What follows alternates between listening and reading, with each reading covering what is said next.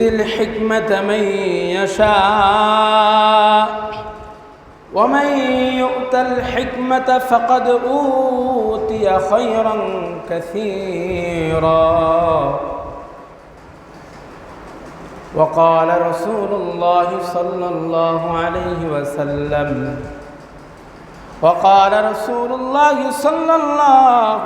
وسلم من يرد الله به خيرا يفقهه في الدين أو كما قال عليه الصلاة والسلام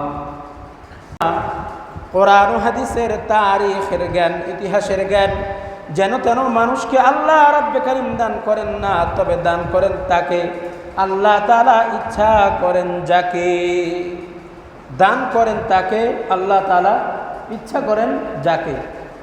এ কথাটাই বলেন ইউতিল হিকমাতা মান ইয়াশা, আমি আল্লাহ রাব্বে কারীম যাকে ইচ্ছা তাকে আমি জ্ঞান দান করি, হিকমত দান করি। হিকমত হলো আল্লাহ রাব্বে কারীমের ভাণ্ড থেকে, আল্লাহ তাআলার জ্ঞান থেকে কিছু জ্ঞান, শরীয়ত সম্পর্কে, কোরআন হাদিস সম্পর্কে কিছু জ্ঞান, যে জ্ঞান আল্লাহ রাব্বে কারীম নবী আলাইহিস সালাতু ওয়াস সালামকে দান করেছেন। আল্লাহ রাব্বে কারীমের কালামুল্লাহর জ্ঞান নবীদের পরে সাহাবায়ে কেরামকে দান করেছেন। এরপরে ক্রমবিন্যাসে হযরতে সাহাবায়ে কেরাম থেকে তাবেঈন, তাবে তাবেঈন, আইম্মায়ে মুজতাহিদিন, এরপরে হযরত উলামায়ে কেরাম। মুহতারাম হাজিরিন, আল্লাহ রাব্বে কারীম বলেন আমি যাকে জ্ঞান দান করলাম, কোরআনের জ্ঞান দান করলাম, হাদিসের জ্ঞান দান করলাম, এক কথায় যাকে আল্লাহ বলেন আমি যাকে হিকমত দান করলাম। হিকমত মানুষের ভিতরে আসলে পরে কি হয়? হিকমত পাইলে মানুষের কি লাভ হবে? জ্ঞান পাইলে মানুষের কি লাভ হবে? জ্ঞান পাইলে মানুষের কি লাভ হবে? হিকমত পাইলে মানুষের কি লাভ হবে, কি ফায়দা হবে, কি উপকার হবে? আল্লাহ রাব্বে কারীম এই আয়াতের পরের অংশে বলেন ওয়ামান ইউতাল হিকমাতা ফাকাদ উতিয়া খায়রান কাসীরা, ওয়ামান ইউতাল হিকমাতা ফাকাদ উতিয়া খায়রান কাসীরা। আল্লাহ তাআলা প্রথমে বলেছেন আমি যেন তেন মানুষকে হিকমত দান করি না, হিকমত দান করি, জ্ঞান দান করি। আমি আল্লাহ যাকে চাই তাকে, আমি আল্লাহ যাকে চাই তাকে আমি জ্ঞান দান করি। তবে আমি যাকে জ্ঞান দান করি এই জ্ঞানের মাধ্যমে তাকে আমি আল্লাহ রাব্বে কারীম অনেক কল্যাণ দান করি। আমি যাকে জ্ঞান দান করি, কোরআন ও হাদিসের যাকে জ্ঞান দান করি তাকে আমি অনেক কল্যাণ দান করি। বলেন না সুবহানাল্লাহ। এই পৃথিবীর মধ্যে সবচেয়ে বেশি কল্যাণ পেয়েছে তারা, সবচেয়ে বেশি কল্যাণ ওই ব্যক্তি পেয়েছে যাকে আল্লাহ কোরআনের জ্ঞান দান করেছেন, যাকে হাদিসের জ্ঞান দান করেছেন। এই ব্যক্তির চেয়ে বেশি কেউ কল্যাণ পায় নাই, খায়ের পায় নাই, ওই ব্যক্তির চেয়ে বেশি কেউ পায় নাই। তার কারণ হলো নবী আলাইহিস সালাতু ওয়াস সালামের জ্ঞান যখন, আল্লাহ রাব্বে কারীমের কোরআনের জ্ঞান যখন, হাদিস শরীফের জ্ঞান যখন একজন ব্যক্তির মধ্যে থাকে, এই ব্যক্তি সমস্ত অবস্থার ভিতরে আল্লাহ রাব্বে কারীমের শুকর আদায় করতে পারে। বলেন না সুবহানাল্লাহ। জ্ঞানী আর মূর্খের ভিতরে একটা পার্থক্য, লা ইয়াস্তাবিল্লাযীনা ইয়ালামুনা ওয়াল্লাযীনা লা ইয়ালামুন। জ্ঞানী ব্যক্তিরা আর মূর্খ ব্যক্তিরা আল্লাহর কাছে কোনোদিন এক হবে না। এর সবচেয়ে একটা বড় প্রমাণ মর্যাদার দিক থেকে আল্লাহ তাআলা কোরআনে কারীমের মধ্যে এই কথা বলেন লা তাকুমুস সাআতু হাত্তা ইউকালা ফিল আরদি আল্লাহ আল্লাহ। সূর্যের চলমান ততদিন থাকবে, জমিনের চলমান ততদিন থাকবে, রাতের চলমান ততদিন থাকবে, দিন ততদিন হবে, রাত ততদিন হবে, যতদিন পর্যন্ত জমিনের উপরে আল্লাহ আল্লাহ ডাকনেওয়ালা ব্যক্তি দুনিয়াতে জীবিত থাকবে ততদিন পর্যন্ত সূর্যের চলমান থাকবে। হাদিস শরীফের মধ্যে জন্য বলে তালিবুল ইলম, যে ব্যক্তি কোরআন শিখে, হাদিস শিখে, রাসূল পাক সাল্লাল্লাহু আলাইহি ওয়াসাল্লামের রেখে যাওয়া ইলম শিখে, হাদিস শরীফের মধ্যে রাসূল বলেন গর্তের পিপিলিকা থেকে সমুদ্রের মাছ পর্যন্ত তাদের জন্য সকাল বিকাল দোয়া করে। গর্তের পিপেলেগা থেকে সমুদ্রের মাছ পর্যন্ত কেন বলল?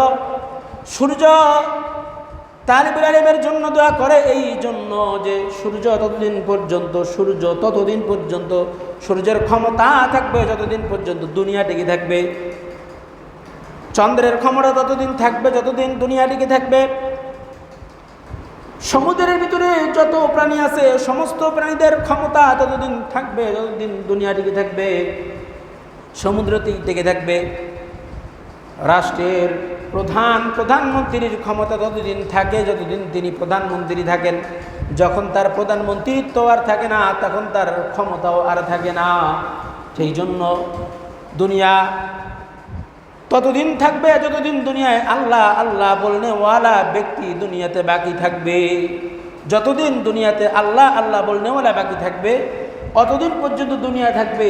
এই দুনিয়া যেন টিকে থাকে এই জন্য সমুদ্রের মাছ থেকে, গর্তের পিপেলিকা থেকে সমুদ্রের মাছ পর্যন্ত তারা দোয়া করে। কেন? কারণ দুনিয়া টিকে থাকলে তাদের ক্ষমতা টিকে থাকবে, আর দুনিয়া টিকে থাকবে যতদিন পর্যন্ত আল্লাহ আল্লাহ বলনেওয়ালা, দুনিয়াতে আল্লাহর হুকুম পুরা করনেওয়ালা ব্যক্তি দুনিয়াতে বাকি থাকবে। এর মধ্যে আর একটা ব্যাখ্যা হলো মাইয়ুতাল হিকমাতা ফাকাদ উতিয়া খায়রান কাসীরা। আল্লাহ যাকে ইলম দান করেছেন, হিকমত দান করেছেন, তাকে অনেক কল্যাণ দান করেছেন। কেমনে কল্যাণ দান করলেন দেখেন, তার মাধ্যমে মানুষ কল্যাণময় হয়। আজকে মসজিদের ভিতরে যেই ব্যক্তি ইমামতি করেন তিনিও একজন আলেম। কোনো ব্যক্তি যদি ওয়াজের ময়দানে ওয়াজ করে তিনিও একজন আলেম। ওই একই জায়গার, একই মাদ্রাসার, একই ফ্যাক্টরির মাল এগুলা। জাস্টিস যদি কোনো ব্যক্তি হন, ইসলামী জাস্টিস যদি কোনো ব্যক্তি হন, আলেম হন, লেখক হন, যে পর্যায়ের থেকেই খেদমত করুক না কেন, সমস্ত খেদমতের জায়গায় যদি আলেম থাকে, প্রত্যেকটা জায়গার ভিতরে তার নিজেরও কোনো খেয়ানতদারি হয় না, মানুষেরও কোনো খেয়ানতদারি হয় না। তার নিজেরও খেয়ানতদারি সে করবে না, মানুষেরও খেয়ানতদারি করবে না, ব্যক্তির খেয়ানতদারি করবে না, সমাজের খেয়ানতদারি করবে না, রাষ্ট্রেরও খেয়ানতদারি করবে না। যারা হযরত ওমর রাদিয়াল্লাহু তাআলা আনহুর জামানায় তার জীবন যৌবন দিয়ে, সাহাবায়ে কেরাম রাদিয়াল্লাহু তাআলা আনহুম তার জীবন যৌবন দিয়ে এগুলা বাস্তবে দুনিয়াতে প্রমাণ করে দেখিয়ে দিয়েছেন। নবীজি সাল্লাল্লাহু আলাইহি ওয়াসাল্লাম দেখিয়ে দিয়েছেন। মুহতারাম হাজিরিন, বলতেছিলাম মানুষের ভিতরে মূর্খ আর জ্ঞানীর ভিতরে পার্থক্য কি? কোনো ব্যক্তিকে যদি আল্লাহ তাআলা জ্ঞান দান করে তাহলে তার ফায়দাটা কি হবে? এর ফায়দাটা হবে হযরত আদম আলাইহিস সালাতু ওয়াস সালাম আর শয়তানের মতন। দেখেন অবস্থা, হযরত আদম আলাইহিস সালাতু ওয়াস সালাম জান্নাতের ভিতরে নিষিদ্ধ একটা ফল খেয়ে ফেলেছিল। আপনারা সবাই ঘটনা জানেন। নিষিদ্ধ ফল খেয়ে হযরত আদম আলাইহিস সালাতু ওয়াস সালাম কি করেছেন? পাপ করছেন না? গুনাহ করেছেন, পাপ করেছেন। শয়তানকে আল্লাহ তাআলা বলল উসজুদু লিআদম, সমস্ত ফেরেশতাদেরকে বলল উসজুদু লিআদম ফাসাজাদু ইল্লা ইবলিস। আল্লাহ তাআলা বললেন উসজুদু লিআদম, আদমকে সবাই সেজদা করো। সবাই সেজদা করলো, ফাসাজাদু ইল্লা ইবলিস, সবাই সেজদা করলো, একমাত্র সেজদা করলো না ইবলিস, শয়তান। ভুল কিন্তু দুজনে করেছে, আল্লাহর রহমত থেকে দুজনে বের হয়ে গেছে। হযরত আদম আলাইহিস সালাতু ওয়াস সালামকেও জান্নাত থেকে বহিষ্কৃত করলেন, এবং আজাজিল যে ছিল মালিকুল মালাইকা ইবলিস, এগোও কিন্তু আল্লাহ তাআলার রহম থেকে তাকেও খারিজ করে দিলেন। আর হযরত আদম আলাইহিস সালামকেও জান্নাত থেকে বের করে দিলেন। দেখেন জ্ঞানী আর মূর্খের ভিতরে কি পার্থক্য। তো হযরত আদম আলাইহিস সালাতু ওয়াস সালাম, হযরতে আদম আলাইহিস সালাতু ওয়াস সালাম জ্ঞান ভিতরে থাকার কারণে লজ্জাবোধ করলেন। বিষয়টাকে কিতাবের ভিতরে লেখে, তাফসীরে জালালাইনের ভিতরে লেখে যে হযরত আদম আলাইহিস সালাতু ওয়াস সালাম 40 বছর পর্যন্ত আসমানের দিকে তাকান নাই লজ্জার কারণে, যে আমি একটা অপরাধ করে ফেলেছি, আমি একটা পাপ করছি। এই পাপ করার পরে আমি কিভাবে আসমানের দিকে তাকাই? আসমানেই তো আল্লাহ তাআলা আছেন। লজ্জায় আসমানের দিকে 40 বছর তাকান নাই। অন্য কিতাবের ভিতরে লেখে যে 70 বছর পর্যন্ত আসমানের দিকে লজ্জায় তাকাই না, আমি কিভাবে আসমানের দিকে তাকাই? আল্লাহ তাআলা যদিও সব জায়গার থেকে দেখেন, বাকি আল্লাহর আসনটা তো আসমানে। আর রহমানু আল্লাহ আরশ ইস্তাওয়া, আর রহমানু আলাল আরশ ইস্তাওয়া, রহমানের আরশ তো উপরে। 40 বছর থেকে 70 বছর পর্যন্ত হযরতে আদম আলাইহিস সালাতু ওয়াস সালাম আসমানের দিকে তাকান নাই আর কান্না করেছেন। কিতাবের ভিতরে লেখে, দুনিয়ার সমস্ত মানুষের কান্নাকে যদি একত্রিত করা হয়, সমস্ত চোখের পানি হযরতে দাউদ আলাইহিস সালাতু ওয়াস সালামের চোখের পানি সমপরিমাণ হবে না। আর হযরতে দাউদ আলাইহিস সালাতু ওয়াস সালামের চোখের পানি আর দুনিয়ার সমস্ত মানুষের চোখের পানি যদি একত্রিত করা হয়, তাহলে হযরতে আদম আলাইহিস সালাতু ওয়াস সালামের কান্নার পরিমাণ হবে না, তার চোখের পানির পরিমাণ হবে না।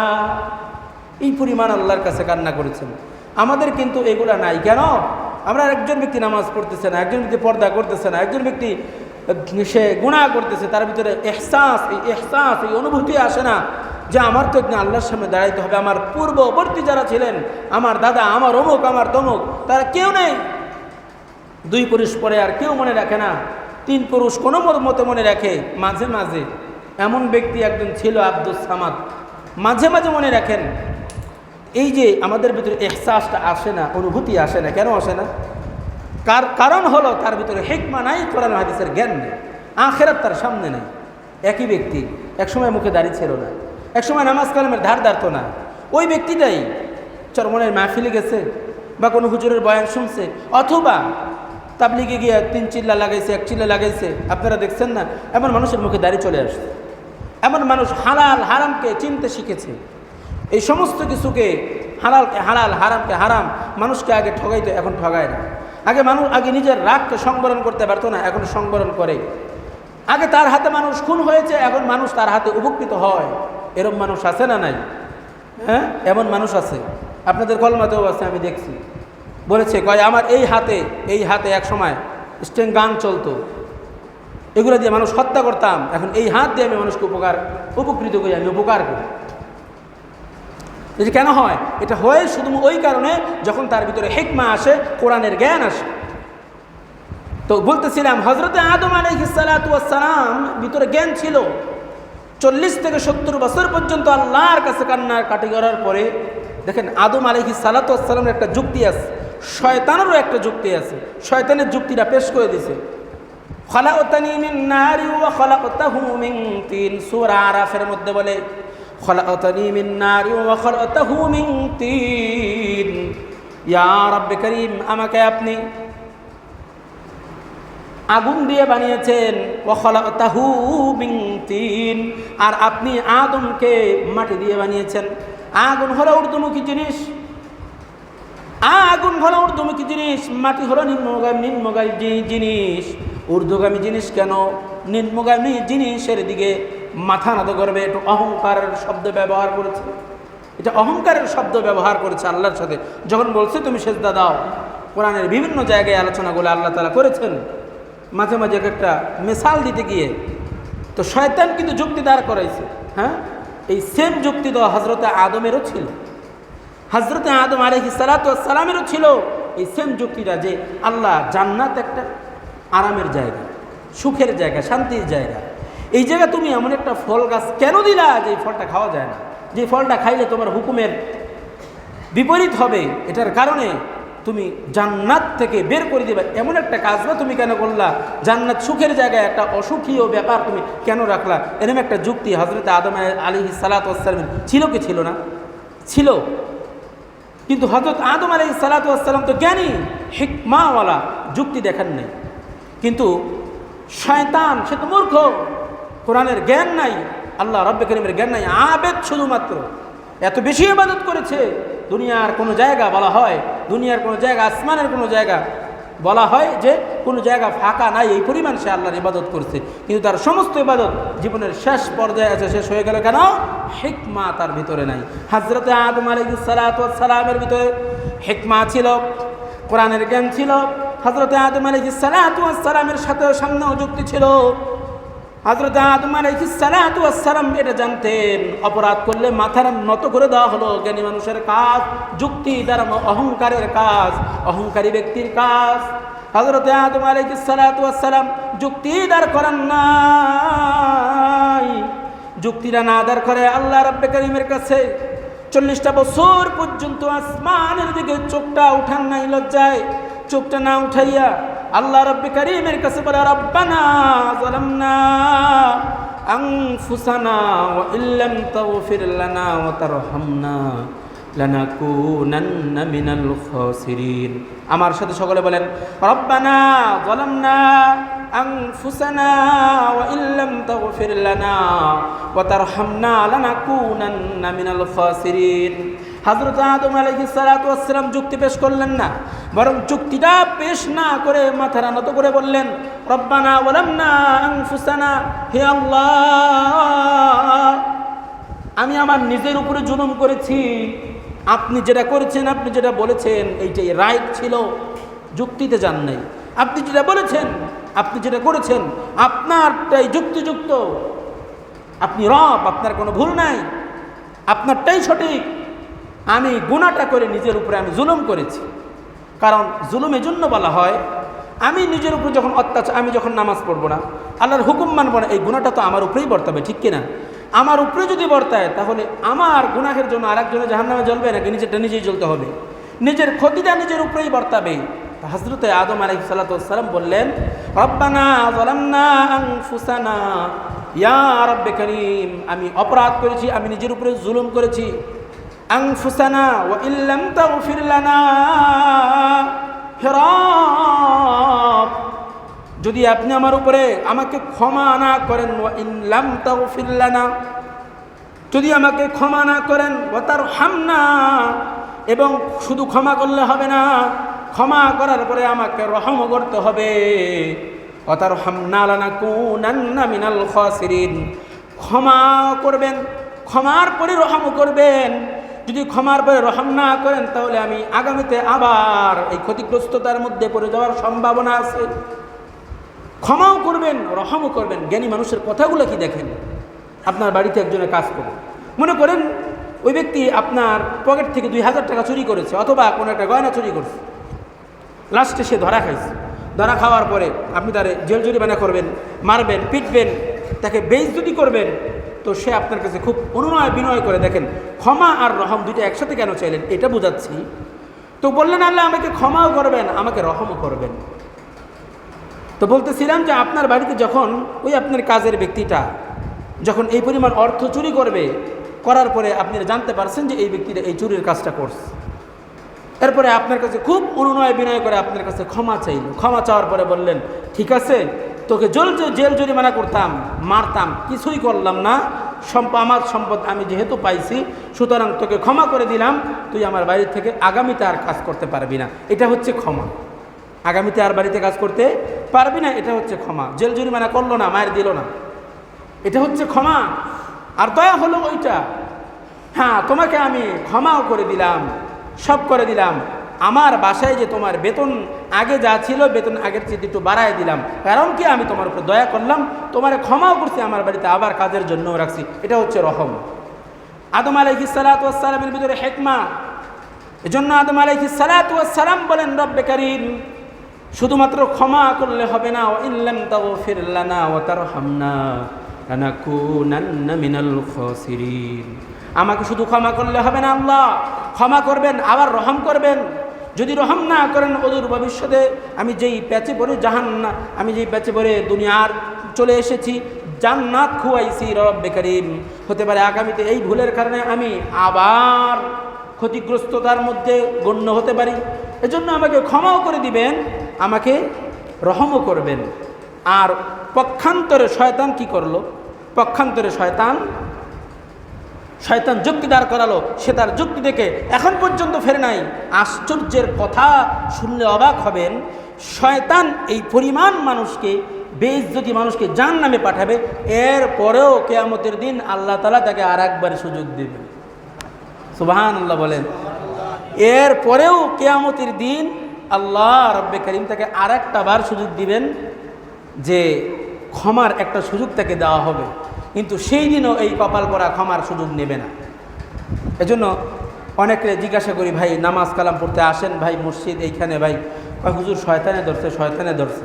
তা আমি আবার বলি, ভাই শয়তানে ধরলে কিন্তু একটা অভ্যাস আছে, আপনার জাহান্নাম পর্যন্ত নিয়ে ছাড়বে, এই ওয়াদাটা আল্লাহর সাথে সে কইরে আসছে।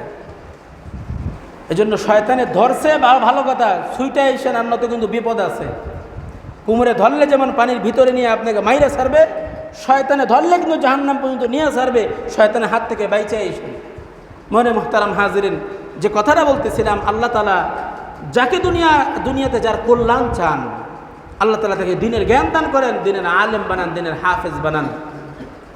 এজন্য হাদিস শরীফের মধ্যে বলে, মাউতুল আলিমি মাউতুল আলামি, মাউতুল আলিমি মাউতুল আলামি, একজন আলেমের মৃত্যু একটা গোটা জগতের মৃত্যু। কারণ গোটা জগতের ভিতরে যদি একজন শিক্ষিত থাকে, একজন শিক্ষিতর জ্ঞান নিয়ে সবাই চলবে।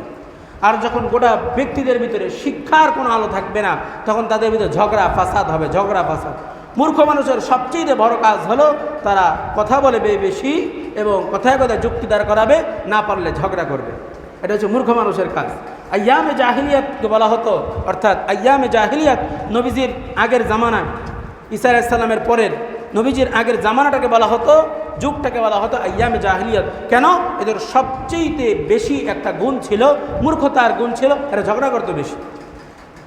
এবং শুধু সাধারণ ঝগড়া নয়, একজনের ঘাটে আর একজনের উট কেন পানি খাইলো, সাধারণ বিষয়, ব্যাস ঝগড়া লাগাই দিস। এই নিয়ে ঝগড়া যত হয় তত বেশি কি হয়, এটার কোন্দল আস্তে আস্তে বাড়ে, এটার থেকে এইটা, একটা থেকে আর একটা, এরপরে হইতে হইতে বহুত দূর যায়।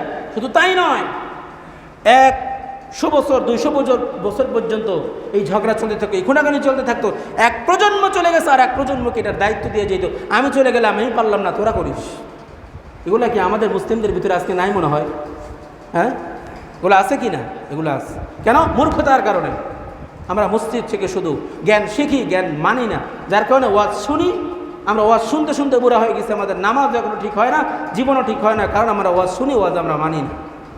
মুহতারাম হাজিরিন, এই হলো ওই কথা যে আল্লাহ তাআলা যাদেরকে জ্ঞান দান করেন, জিনের জ্ঞান দান করেন তাদের ভিতরে, আর যাদেরকে জ্ঞান দান করেন না তাদের ভিতরে এই একটা পার্থক্য।